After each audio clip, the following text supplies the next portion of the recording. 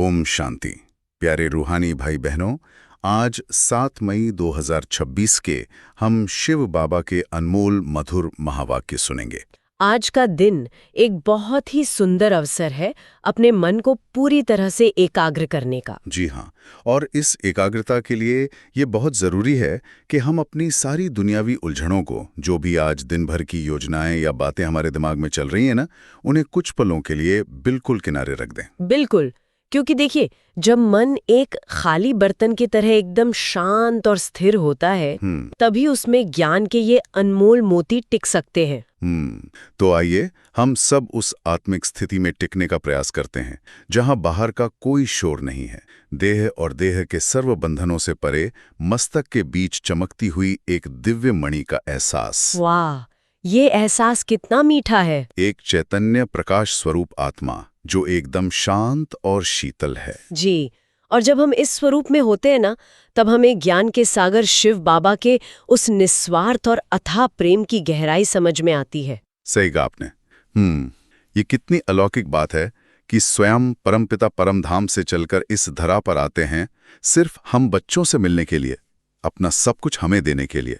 एकदम सही। और आज तो बाबा ने हमें अपनी ईश्वरी गोद का एहसास कराने और ज्ञान का तीसरा नेत्र देने की बहुत ही गहरी बात कही है। जी, तो चलिए एक गहरी शांति का अनुभव करते हुए पूरी आत्मिक स्मृति के साथ हम आज की मुरली के पहले महावाक्य को सुनते हैं और उसे अपने हृदय में उतारते हैं। बाबा कहते हैं, मीठे बच्चे, तुम ब्रह्मा मुख वंशावली ब्राह्मण हो, तुम्हें ही बाप द्वारा ज्ञान का तीसरा नेत्र मिला है, तुम अभी ईश्वरीय गोद में हो। यहां हम थोड़ा सा रुकते हैं और इस पहले ही शब्द मीठे बच्चे की गहराई को महसूस करते हैं। जी बिल्कुल, जब स्वयं भगवान शिव बाबा हमें मीठे बच्चे कहते हैं, तो ऐसा लगता है जैसे आत्मा के सारे जन्मों की जो थकान थी ना, वो बस एक ही पल में मिट गई हो, है ना? हाँ, ये सिर्फ एक संबोधन नहीं है, ये तो आत्मा के लिए एक बहुत बड़ी हीलिंग है। मतलब इंसान जब जन्मांतर की भागदौड़ से, दुखों से थक जाता है, तो उसे सिर्फ ये बिना शर्त वाला प्रेम ही चाहिए होता है। और बाबा के इन शब्दों में वो पूरा स्वीकार है जो हमारे सारे भटकाव को शांत कर देता है। इसके बाद बाबा ने हमारी एक बहुत विशेष पहचान बताई है, ब्रह्मा मुख वंशावली ब्राह्मण। बिल्कुल, और ये जो पहचान है ना, ये हमारे पूरे जीवन को, हमारे सोचने के तरीके को बदलने वाला सूत्र है।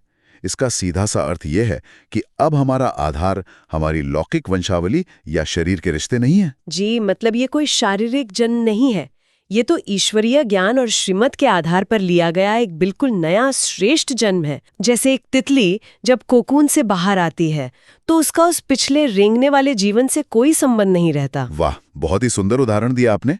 और इसी नए जन्म की जो सबसे बड़ी प्राप्ति है, वो है ज्ञान का तीसरा नेत्र।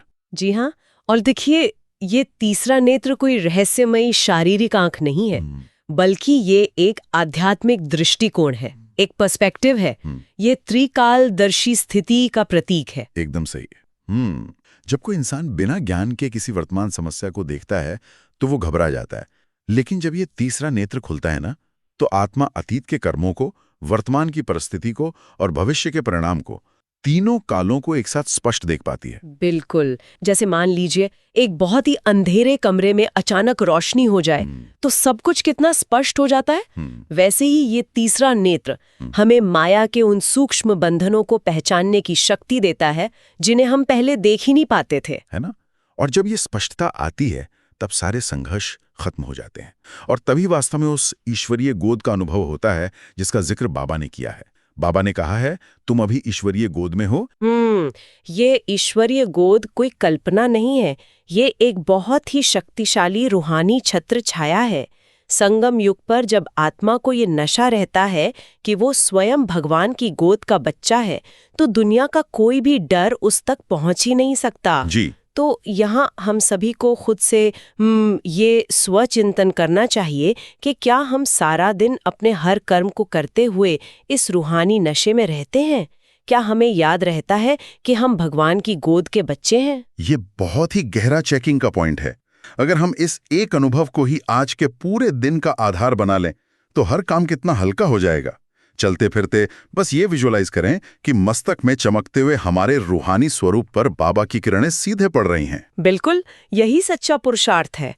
और इसी पुरुषार्थ की गहराई में जाते हुए आज की मुरली में बाबा ने एक बहुत ही महत्वपूर्ण प्रश्न पूछा है। बाबा का प्रश्न है, अद्वैत राज्य जहां दूसरा कोई धर्म नहीं, उस राज्य की स्थापना का आधार क्या है?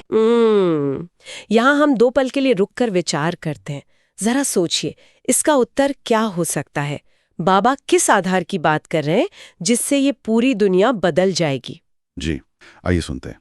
बाबा उत्तर में कहते हैं, योग बल।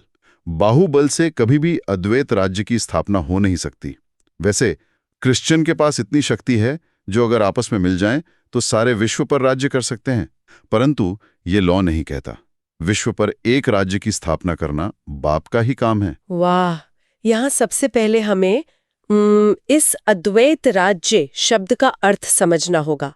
अद्वैत का मतलब सिर्फ ये नहीं है कि वहाँ एक ही राजा होगा। जी हाँ, अद्वैत यानी सतयुग की वो दुनिया जहाँ कोई द्वैत नहीं है, मतलब कोई भेदभाव नहीं है, विचारों का कोई टकराव नहीं है, जहाँ केवल एक धर्म और एक मत होता है। बिल्कुल, वहाँ आत्माओं के बीच इतनी गहरी हार्मनी होती है, इतनी एकता होती है कि वहाँ किसी बाहरी कानून की जरूरत ही नहीं पड़ती।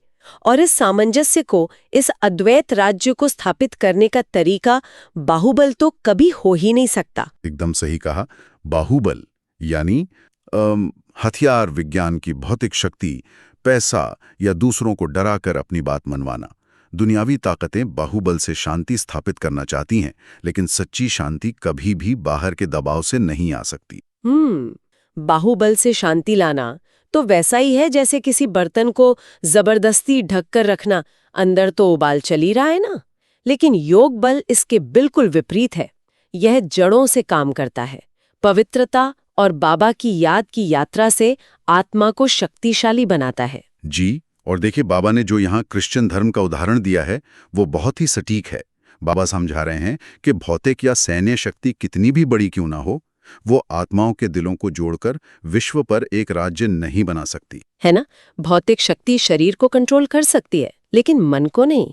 दिलों को जोड़ना और विश्व पर एक राज्य की स्थापना करना, जैसा बाबा ने कहा, यह बाप का ही काम है, ये किसी मनुष्य के हाथ में नहीं है। बिल्कुल। तो यहाँ हमें खुद के लिए भी स्वचिंतन करना है। हमारे अंदर भी जो पुराने संस्कार हैं, जो विकार हैं, क्या हम उन्हें मिटाने के लिए खुद से ही संघर्ष कर रहे हैं? मतलब अपने ही अंदर एक मानसिक बाहुबल का प्रयोग कर रहे हैं? ये बहुत गहरी बात है। अक्सर हम खुद से ही चिढ़ जाते हैं, गुस्सा करते हैं कि ये संस्कार क्यों नहीं जा रहा। लेकिन जीत तब मिलेगी जब हम उस बाहुबल को छोड़कर योग बल का सहारा लेंगे, बाबा के प्यार में गहरे साइलेंस में जाएंगे। जी हाँ, और जब हम अपने योग बल से अपने विकारों को जीतते हैं, तभी हम शिव बाबा के इस विश्व परिवर्तन के कार्य में सच्चे मददगार, सच्चे सेवाधारी बन सकते हैं। एकदम सही। और इसी योग बल की महानता को स्थापित करते हुए अब हम आज की मुरली की मुख्य शिक्षाओं की ओर बहुत ही शांत और गहरे भाव के साथ आगे बढ़ते हैं। तो जो सबसे पहली मुख्य शिक्षा आज बाबा ने दी है वो आत्मा के यथार्थ स्वरूप के बारे में है। बाबा कहते हैं, आत्मा का रूप क्या है ये भी किसको पता नहीं है। बाप कहते हैं, तुम आत्मा न अंगुष्ठे मिसल हो, न अखंडर ज्योति मिसल हो, तुम तो स्टार हो, बिंदी मिसल, मैं भी आत्मा बिंदी हूं। पूर्ण विराम। जी, दुनिया भर में अगर हम देखें तो आत्मा के स्वरूप को लेकर लोगों में कितनी भ्रांतियां हैं। कोई इसे अंगूठे के आकार का बताता है, तो कोई कहता है कि ये कोई सर्वव्यापी ज्योति है जो हर जगह फैली है। बिल्कुल, लेकिन शिव बाबा ने हमें एकदम सटीक और यथार्थ ज्ञान दिया है। हम ना तो इतने बड़े हैं, न ही सर्वव्यापी हैं। हम तो एक अति सूक्ष्म चमकता हुआ सितारा हैं, एकदम एक छोटी सी बिंदी। और इस बात को समझना बहुत जरूरी है, क्योंकि जब तक हम अपना यथार्थ स्वरूप नहीं जानेंगे, देह अभिमान से मुक्त कैसे होंगे। जैसे रात के आसमान में एक छोटा सा सितारा पूरे आकाश की सुंदरता बढ़ा देता है, वैसे ही भ्रुकुटी के बीच ये छोटी सी बिंदी इस पूरे शरीर को चलाती है। वाह, कितना सुंदर उदाहरण है। और इसकी भावनात्मक गहराई देखिए। सोचिए, स्वयं ज्ञान का सागर बाबा, सर्वशक्तिमान परमात्मा भी आकार में हमारे ही समान एक सूक्ष्म बिंदी है। जी हाँ, ये समानता हमें बाबा के कितना करीब ले आती है। मतलब भगवान और हमारी बनावट बिल्कुल एक जैसी है, बस वो जन्म मरण के चक्कर में नहीं आते और हम आते। बिल्कुल, और इसीलिए बाबा हमें पावन बना सकते हैं, क्योंकि वो इस 84 के चक्र से न्यारे हैं, तो हमें खुद से ये स्वचिंतन करना है कि क्या मैं दिन भर के कामों के बीच चलते फिरते बार बार अपने स्टार स्वरूप में टिकने का अभ्यास कर पाता हूँ। ये आत्मस्मृति का सबसे सरल और सबसे शक्तिशाली तरीका है। सिर्फ ये याद रखना कि मैं इस शरीर को चलाने वाला एक चमकता हुआ सितारा हूँ। जी, और इसी स्मृति के साथ जुड़ी हुई है समय की स्मृति। जो दूसरी मुख्य शिक्षा बाबा ने दी है वो इस 5000 वर्ष के चक्र और संगम युग के महत्व पर है। जी बाबा कहते हैं, तुम जानते हो 5000 वर्ष का चक्र है। आधा कल्प सतयुग त्रेता दिन, आधा कल्प द्वापर कलयुग रात। तुम ब्रह्मा मुख वंशावली ब्राह्मण हो। ब्रह्मा का अथवा तुम ब्राह्मणों का ही रात दिन गाया जाता है। यहाँ बाबा ने 5000 वर्ष के चक्र की बहुत ही सरल व्याख्या की है। कैसे सतयुग और त्रेता युग जहाँ सुख और प्रकाश हैं वो आत्मा का दिन है, और द्वापर और कलयुग जहाँ दुख और अज्ञान है वो आत्मा की रात है। बिल्कुल। और सोचने वाली बात यह है कि ये दिन और रात का गहरा ज्ञान केवल हम संगमयुगी ब्राह्मणों को ही है। मतलब जो सतयुग के देवी देवता हैं उन्हें भी ये ज्ञान नहीं होता कि आधा कल्प बाद रात होने वाली है। जी हाँ, देवता तो उस दिन के सुख में इतने मग्न होते हैं कि उन्हें इस चक्र का पता ही नहीं होता। ये ज्ञान तो सिर्फ अभी इसी संगम युग पर बाबा हमें देते हैं। जैसे आप देखिए कि रात के घोर अंधेरे के बाद जब अमृत वेले की पहली किरण आती है तो कितना सुकून मिलता है ना। हम आत्माएं अभी उसी संगम युग के अमृत वेले में हैं जहां ज्ञान का सूर्य उदय हो रहा है। वाह, बहुत ही सुंदर बात कही आपने। तो स्वचिंतन का प्रश्न ये है कि क्या मेरे अंदर हमेशा ये नशा रहता है कि मेरी जो ये कलयुगी रात थी वो अब पूरी हो रही है और मेरे लिए सतयुगी दिन उदय हो रहा है। और इसी नशे के साथ हमें ये मनन करना है कि बाबा हमें अभी सूर्यवंशी और चंद्रवंशी राज्य पाने का पुरुषार्थ करा रहे हैं। ये संगम युग का जो समय है इसका एक एक सेकंड हीरे तुल्य अमूल्य है। इसे जरा भी व्यर्थ नहीं गंवाना है। एकदम सही कहा। भक्ति मार्ग में जो शिवरात्रि या श्री कृष्ण की रात्रि मनाई जाती है वो दरअसल इसी संगम युग पर अज्ञान की रात में बाबा के अवतरण का ही यादगार है। जी बिल्कुल। और जब दिन आ रहा है तो हमें पूरी तरह से पावन बनना है। इसी पावनता और एक की याद पर बाबा ने तीसरी शिक्षा दी है। बाबा कहते हैं, तुम्हारा कोई सफेद कपड़े आदि से कनेक्शन नहीं है, तुम तो आत्मा हो। नन बट वन, एक को ही याद करना है। सच्ची नंस तो तुम हो। तुमको वर्षा उस बाबा से मिलना है। उनको याद करेंगे तभी विकर्म विनाश होंगे। पूर्ण विराम। यहाँ बाबा ने एक बहुत ही बड़ा भ्रम तोड़ा है। दुनिया में अक्सर लोग पवित्रता को बाहरी कपड़ों या दिखावे से जोड़ देते हैं कि सफेद कपड़े पहन लिए तो पवित्र हो गए। जी, लेकिन बाबा स्पष्ट कर रहे हैं कि हमारा असली स्वरूप तो आत्मा है। कपड़ों से आत्मा का कोई कनेक्शन नहीं है। पवित्रता आत्मा की आंतरिक स्थिति है, ना कि शरीर का पहनावा। और बाबा ने जो कहा नन बट वन, यानी एक के सिवाय और कोई नहीं, इसका बहुत गहरा अर्थ है। इसका मतलब है कि हमारी बुद्धि का योग केवल एक शिव बाबा से हो, दुनिया की किसी भी विनाशी वस्तु, व्यक्ति या रिश्ते से नहीं। बिल्कुल। लौकिक दुनिया में भी देखिए, जैसे एक वफादार पत्नी की बुद्धि सिर्फ अपने एक पति में ही होती है, वैसे ही हम आत्माएं जो सजनियां हैं, हमारी बुद्धि सिर्फ एक साजन यानी शिव बाबा में ही होनी चाहिए, है ना। और उसका प्रभाव कितना शक्तिशाली होता है। जब हम केवल एक बाबा को याद करते हैं पूरी एकाग्रता के साथ, तो आत्मा के जो पिछले अनेक जन्मों के भारी विकर्म हैं वो कितनी सहजता से भस्म होने लगते हैं। जी, क्योंकि याद ही वो अग्नि है जो पापों को काटती है। तो यहाँ हमें खुद से पूछना है, क्या मेरे मन बुद्धि में नन बट वन की स्थिति पक्की है, या कभी कभी माया के आकर्षण, कोई व्यक्ति या वस्तु मेरी बुद्धि को भटका देते हैं? ये चेकिंग बहुत जरूरी है। हमें मामे कम याद यानी केवल एक की याद का दृढ़ संकल्प लेना होगा, क्योंकि यही एकमात्र उपाय है जिससे हम इस मृत्यु लोक से पार जा सकते हैं। बिल्कुल सही।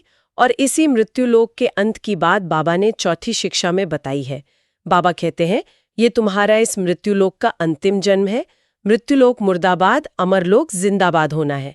इसको अमर कथा कहा जाता है।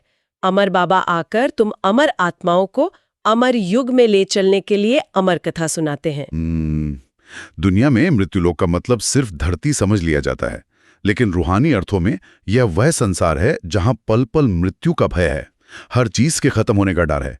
और यहां से बाबा हमें अमर दुनिया यानी अमरलोक में ले जा रहे हैं, जहां मृत्यु का नामो निशान नहीं है। जी, और इसीलिए तो शिव बाबा को अमरनाथ कहा जाता है, और वो हमें जो ये ज्ञान दे रहे हैं, यही सच्ची अमर कथा है।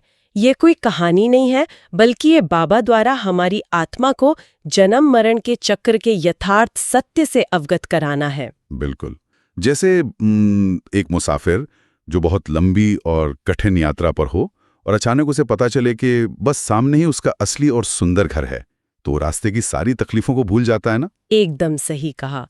उसे उस पुराने रास्ते से वैराग्य आ जाता है। वैसे ही ये कलयुग में हमारा अंतिम जन्म है। जब ये नशा होता है तो इस पुरानी दुनिया से खुद ही किनारा हो जाता है। जी, तो स्वचिंतन यही है कि क्या मुझे ये गहराई से एहसास है कि ये मेरा इस पुरानी दुनिया में अंतिम जन्म है? क्या मेरी हर कर्मेंद्रिय इस वैराग्य वृत्ति का अनुभव कर रही हैं?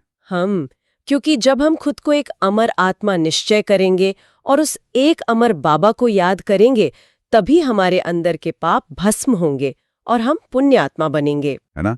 रावण जो है वो दुख का श्राप देता है और बाबा आके हमें सुख का वर्षा देते हैं। ये जो बेहद का खेल है, यह पूरा हो रहा है। बिल्कुल।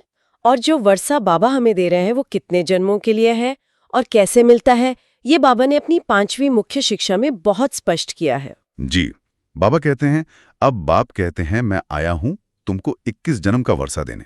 मेरे अर्थ डायरेक्ट कुछ भी करते हो तो 21 जन्म के लिए उसकी प्राप्ति तुमको हो जाती है। तुम ये रूहानी हॉस्पिटल कम यूनिवर्सिटी खोलते जाओ, पूर्ण विराम। यहाँ बाबा ने डायरेक्ट और इनडायरेक्ट अर्पण का बहुत ही सुंदर अंतर बताया है। भक्ति मार्ग में हम जो भी दान पुण्य करते हैं वो अप्रत्यक्ष होता है, क्योंकि वहाँ इंसान ही इंसान को देता है। एकदम सही। लेकिन संगम युग ही वो एकमात्र समय है जब हम स्वयं भगवान के कार्य में डायरेक्ट अपना तन मन धन सफल करते हैं, और बाबा की श्रीमत पर किया गया ये सीधा अर्पण हमारे भविष्य के 21 जन्मों के लिए जमा हो जाता है। जी, और जो बाबा ने कहा कि रूहानी हॉस्पिटल कम यूनिवर्सिटी खोलते जाओ, इसका कंसेप्ट बहुत ही अद्भुत है। दुनियावी हॉस्पिटल सिर्फ शरीर की बीमारियों का इलाज करते हैं और स्कूल सिर्फ बाहरी जानकारी देते हैं। बिल्कुल, लेकिन ये जो रूहानी सेंटर है, ये एक ही स्थान पर दोनों काम करता है।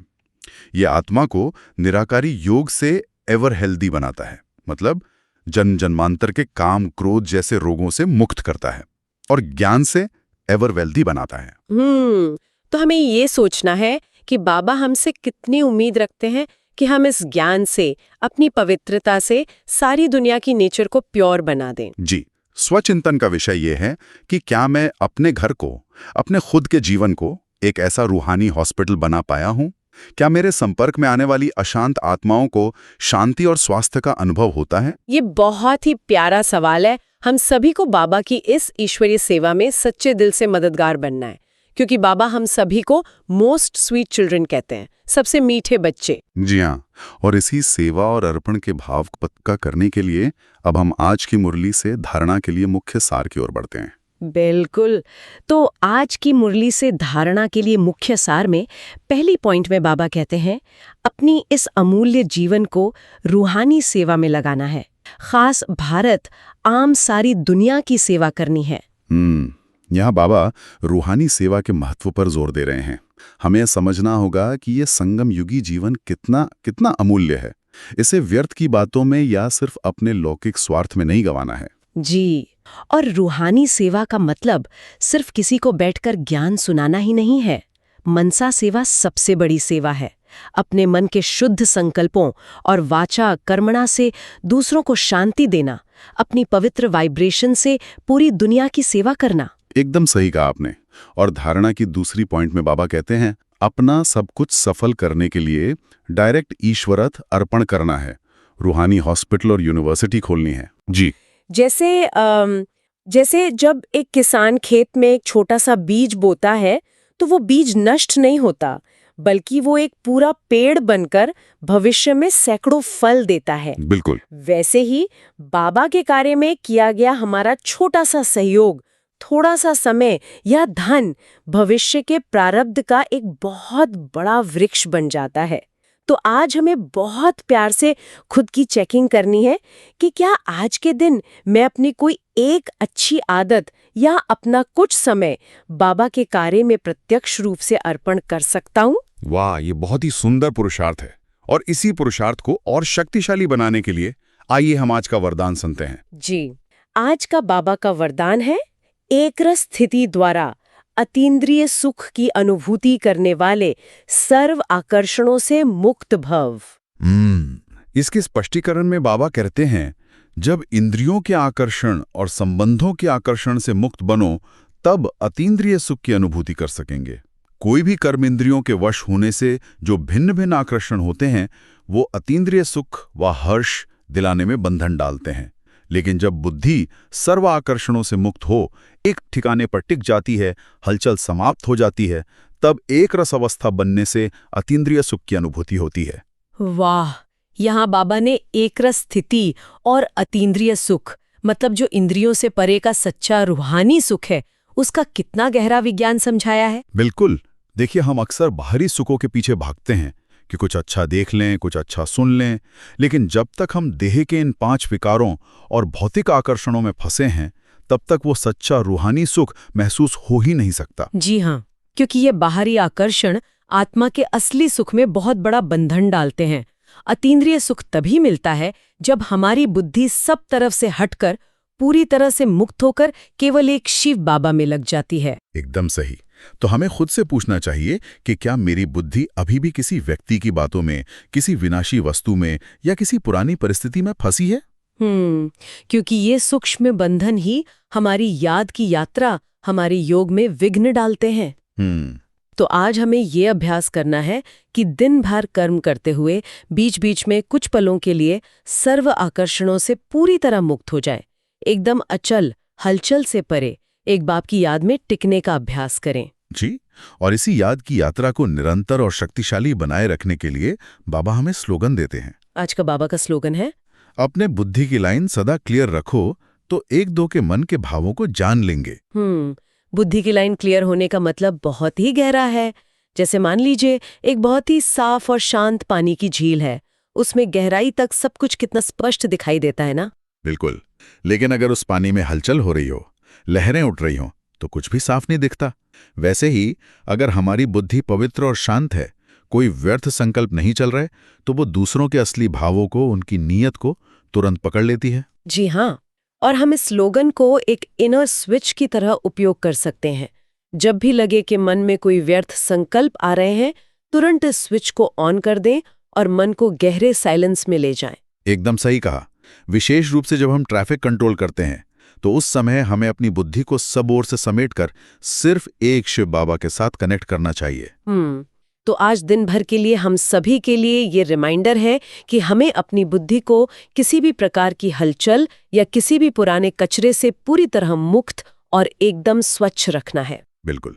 और जब बुद्धि एकदम स्वच्छ होती है, तभी हम बाबा के सूक्ष्म इशारों को पकड़ पाते हैं। आइए अब अव्यक्त इशारों की ओर चलते हैं। बाबा कहते हैं, किसी भी प्रकार की हलचल में अचल रहना, यही श्रेष्ठ ब्राह्मण आत्माओं की निशानी है। दुनिया हलचल में हो, लेकिन आप श्रेष्ठ आत्माएं हलचल में नहीं आ सकती। क्यों? ड्रामा की हर सीन को जानते हो। नॉलेजफुल आत्माएं, पावरफुल आत्माएं सदा स्वतः ही अचल रहती हैं। तो कभी वायुमंडल से घबराओ नहीं, सदा निर्भय रहो। वाह, यह तो एकदम फरिश्ता स्वरूप की दिव्यता का वर्णन है। फरिश्ता अर्थात जिसका इस जमीन से, इस पुरानी दुनिया की बातों से कोई रिश्ता ही नहीं है, जो हर परिस्थिति में हल्का रहता है, ऊपर उड़ता रहता है। जी हाँ, और बाबा ने जो यहाँ ड्रामा की पक्की ढाल का जिक्र किया है, वो कितनी बड़ी बात है। जब हम नॉलेजफुल होते हैं कि ये सब 5000 वर्ष का ड्रामा है जो पहले से ही तय है, तो चाहे बाहर कितनी भी हलचल हो, हम अंदर से एकदम अचल और अडोल रहते हैं। बिल्कुल। तो हमें ये स्वचिंतन करना है कि क्या छोटी छोटी बातें, कोई अपमान या कोई नुकसान मुझे तुरंत हिला देती हैं, या मैं बाबा के साथ कंबाइंड होकर एक शक्तिशाली मास्टर, सर्वशक्तिमान आत्मा के रूप में निर्भय रहता हूँ। और हमेशा ये एहसास रखना है कि शिव बाबा की सूक्ष्म सफेद किरणें हमें चारों ओर से घिरे हुए हैं। हम पूरी तरह से सुरक्षित हैं और शांति के सागर में समाये हुए हैं। जी, बाहर का वायुमंगल चाहे कितना भी डरावना हो, अशांत हो, हमारे अंदर परम शांति होनी ही चाहिए। और इस अचल अडोल स्थिति को कायम रखने के लिए हमें बाबा की दृष्टि को महसूस करना है। एकदम सही। और इस स्थिति को पूरी तरह अपने जीवन में उतारने के लिए आइए हम बाबा द्वारा दिए गए 5 शक्तिशाली स्वमानों का अभ्यास करते हैं। जी, पहला स्वमान है, मैं मास्टर सर्वशक्तिमान अचल अडोल आत्मा हूँ। इस स्वमान को सिर्फ मन में दोहराना नहीं है, बल्कि बहुत गहराई से महसूस करना है कि बाबा की वो अष्ट शक्तियां मेरे भीतर समा रही हैं। बिल्कुल। और सारा दिन इस स्थिति में कैसे टिके रहें। चलते फिरते खुद को एक शक्तिशाली बीकन यानी एक प्रकाश स्तंभ के रूप में विजुअलाइज करें, जिससे शांति की किरणें चारों ओर फैल रही हैं। और जब लौकिक जीवन में कोई अचानक समस्या आ जाए या किसी के स्वभाव के कारण वायुमंडल में हलचल हो, तो इस स्वमान को अपनी ढाल बना लें। ये ढाल आपको कभी हिलने नहीं देगी। जी, दूसरा स्वमान है, मैं अतीन्द्रिय सुख में रहने वाली महान आत्मा हूं। जब हम इस स्वमान का अभ्यास करते हैं तो बाहर के जो विनाशी सुख हैं उनसे हम कट जाते हैं और आत्मा के मूल निज सुख का, उस परम आनंद का अनुभव करते हैं। बिल्कुल। और दिन भर काम करते हुए भी इस सुख की लहरों को महसूस किया जा सकता है। बस ये याद रखें कि मुझे बाहरी चीजों से खुशी नहीं चाहिए, मेरे अंदर तो स्वयं भगवान का दिया हुआ सुख है ना? और जब किसी लौकिक आकर्षण या किसी रिश्ते में बहुत ज्यादा खिंचाव महसूस हो, तब तुरंत इस स्वमान से खुद को याद दिलाएं कि मेरा सच्चा सुख केवल एक शिव बाबा में है, और खुद को वहां से डिटैच कर लें। एकदम सही। तीसरा स्वमान है, मैं ज्ञान के तीसरे नेत्र से संपन्न त्रिकालदर्शी आत्मा हूँ। यह महसूस करें कि आपकी भ्रिकुटी के बीच एक दिव्य तीसरा नेत्र खुल गया है और अब आपके सामने सब कुछ शीशे की तरह स्पष्ट है। जी, और इस स्वमान का उपयोग तब करें जब आपको कोई मुश्किल निर्णय लेना हो या आप किसी उलझन में हो। अपनी त्रिकालदर्शी स्थिति में टिककर तीनों कालों का विचार करके ही निर्णय लें। और अगर वास्तविक जीवन में जैसे कभी कोई आपको धोखा दे या परिस्थिति बिल्कुल विपरीत हो जाए, तो सिर्फ वर्तमान के धोखे को देखकर परेशान ना हो, बल्कि उस तीसरे नेत्र से पुराने कर्मों के हिसाब किताब को देखकर एकदम शांत रहें। बिल्कुल। चौथा स्वमान है, मैं ब्रह्मा मुख वंशावली सच्ची ब्राह्मण आत्मा हूं। यह हमारा नया जन्म है, नई स्मृति है। स्वयं को डायरेक्ट शिव बाबा का, भगवान का बच्चा अनुभव करें। जी हाँ, और जब यह स्मृति पक्की होती है ना, तो दिन भर हमारे हर बोल और कर्म में एक अलौकिक दिव्यता, एक रॉयल्टी और पवित्रता स्वतः ही आने लगती है ना? और कभी अगर कोई पुराना कलयुगी संस्कार जैसे क्रोध या चिड़चिड़ापन उभरने की कोशिश करे, तो ये स्वमान हमें तुरंत याद दिलाता है कि मैं ब्राह्मण हूं और ये मुझे नन बट वन की श्रेष्ठ स्थिति में वापस ले आता है। एकदम सही। और पांचवा स्वमान है, मैं ईश्वरीय गोद में पलने वाली विशेष आत्मा हूँ। ये स्वमान बहुत ही भावुक है। इसमें आप सचमुच भगवान की गोद के उस परम सुकून और संपूर्ण सुरक्षा को अनुभव करें। बिल्कुल।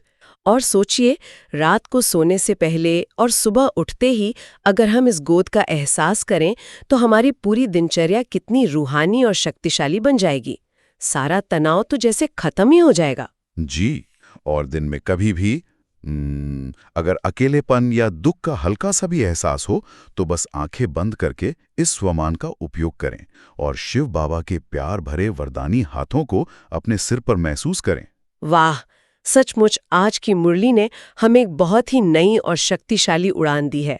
आज हमने देखा कि ज्ञान के तीसरे नेत्र से हर परिस्थिति को कैसे स्पष्ट देखना है। जी हाँ, और कैसे हमें बाहुबल को छोड़कर योग बल से अपने पुराने संस्कारों को जीतना है, अपनी एकरस स्थिति बनाकर बाहरी आकर्षणों से मुक्त होकर उस सच्चे अतीन्द्रिय सुख का अनुभव करना है। बिल्कुल। और ये जो बाबा का ज्ञान है, ये जो पुरुषार्थ है, ये हमें रोज एक नई ऊर्जा से भर देता है। बाबा के प्रति हमारा प्रेम और गहरा कर देता है। तो जो भी भाई बहनें, जो भी आत्माएं रोज इसी तरह शिव बाबा की इन गहरी श्रीमत शिक्षाओं और धारणाओं को इतनी ही गहराई से समझना चाहती हैं, उन्हें अपने जीवन में उतारना चाहती हैं, जी, उन सभी से हमारा बहुत ही प्यार भरा रूहानी निमंत्रण है कि आप इस ईश्वरीय परिवार से जुड़े रहें। चैनल को सब्सक्राइब करें ताकि बाबा के ज्ञान के ये अनमोल खजाने, ये मोती रोज आप तक पहुंचते रहें। जी बिल्कुल। ये हम सब आत्माओं का आपस में रूहानी खजाने बांटने का एक बहुत ही सुंदर माध्यम है। तो चलिए कुछ पलों के लिए साइलेंस में चलते हैं और इस रूहानी वाइब्रेशन को चारों ओर फैलाते हैं। ओम शांति।